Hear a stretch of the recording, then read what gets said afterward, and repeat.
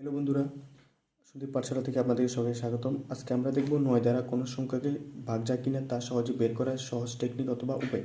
তো 9 দ্বারা কোনো সংখ্যাকে ভাগ যায় কিনা তা বের করার জন্য প্রথম আমাদেরকে এই যে সংখ্যাটা দেওয়া থাকবে ওই সংখ্যার অঙ্কগুলোকে যোগ করতে হবে। যদি এই সংখ্যার অঙ্কগুলোকে যোগ করার পরে যে যোগফল হবে ওই যোগফলকে যদি 9 দ্বারা ভাগ যায় তাহলে পুরো সংখ্যাটাকে 9 দ্বারা ভাগ যাবে।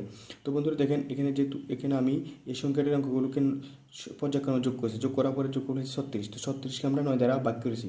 36কে 9 দ্বারা ভাগ করার পর আমরা পেয়েছি 4। তো যেহেতু এই সংখ্যার অঙ্কগুলোকে যোগ করার পর যোগফলকে 9 দ্বারা ভাগ গেছে, এজন্য পুরো সংখ্যাটিকেও 9 দ্বারা ভাগ যাবে।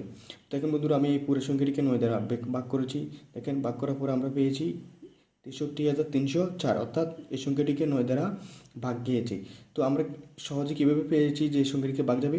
প্রথমে আমরা সংখ্যাটির অঙ্কগুলোকে যোগ করছি। যোগ করার পরে যোগফলকে 9 দ্বারা ভাগ করছি। 9 দ্বারা ভাগ করার পর যখন দেখছি যে যোগফলগুলোকে 9 দ্বারা ভাগ গেছে, এই জন্য পুরো সংখ্যাটিকেও 9 দ্বারা ভাগ যাবে।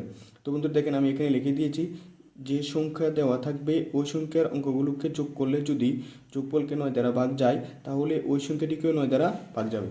আশা করছি বন্ধুরা বুঝতে পেরেছেন। আল্লাহ হাফেজ।